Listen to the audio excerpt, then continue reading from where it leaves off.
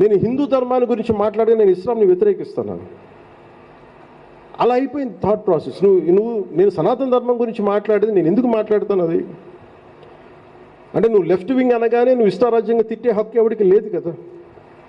Secularism అంటే నువ్వు కూర్చోబెట్టి ఇష్టారాజ్యంగా నువ్వు హిందువులు తిట్టడం రైట్ కాదు కదా. It is anti democratic, anti constitutional. నేను మాట్లాడేది కాన్స్టిట్యూషనల్ వాల్యూస్ లోబడే మాట్లాడతాను. నన్ను ప్రేమించే ముస్లిమ్స్ లేరా? నన్ను ప్రేమించే ఇస్లాం సమాజంలో ఉండే నా మనుషులు లేరా? గుండెల్లో పెట్టుకున్న ఇస్లాం సమాజం మనుషులు ఉన్నారు నాకు. అలాంటిది నేను తప్పుగా ఎందుకు మాట్లాడతాను? ఎందుకు ద్వేషిస్తాను? నేను ఎవరిని ద్వేషించను. క్రిస్టియానిటీ మతాన్ని ద్వేషిస్తానా? కానీ నేను మాట్లాడేది మీరు హిందూ దేవుళ్ళ గురించి మాట్లాడుతున్నప్పుడు తప్పని చెప్తే నా మీద మతముద్ర వేస్తారు.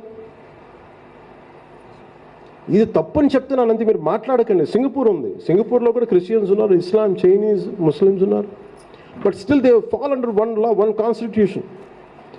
అక్కడ ఎవరిని ఇంకొకరిని కించపరిచే హక్కు లేదు. మనకేంటంటే కన్వీనియంట్గా ఓట్ బ్యాంక్ పాలిటిక్స్ కోసం మాట్లాడుతుంటే అందుకు నేను గళం ఎత్తాను.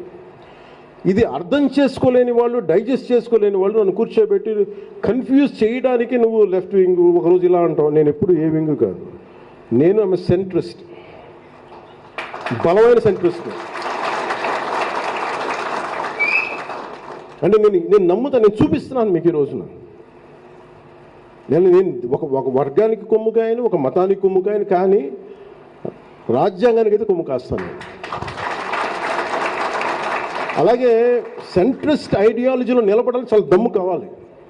మీరు ఒక పక్షం తీసేసుకో, ఒక లెఫ్ట్కి వెళ్ళిపోవడం ఈజీ, రైట్కి వెళ్ళిపోవడం ఈజీ, కానీ కరెక్ట్గా తూకం చూసినట్టుగా నిలబడాలి అంటే చాలా దమ్ము కావాలి, చాలా ఐడియాలజికల్ స్ట్రెంగ్త్ ఉండాలి దానికి. It is neither left not right. ఇది ఎక్కడి నుంచి వచ్చింది? ఇది నాది కాదు, ఇది తెలంగాణ సాయుధ పోరాటం నుంచి వచ్చింది.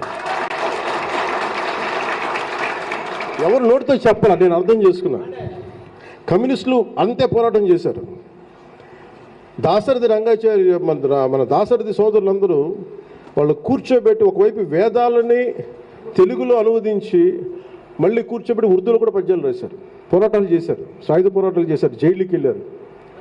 ఈ రెండు కాంబినేషన్స్ నాకు ప్రాక్టికల్గా మన ముందు వాళ్ళు చేసి చూపించారు. అది ఎక్కడి నుంచో పుట్ల, మన తెలంగాణ నేల నుంచి పుట్టింది.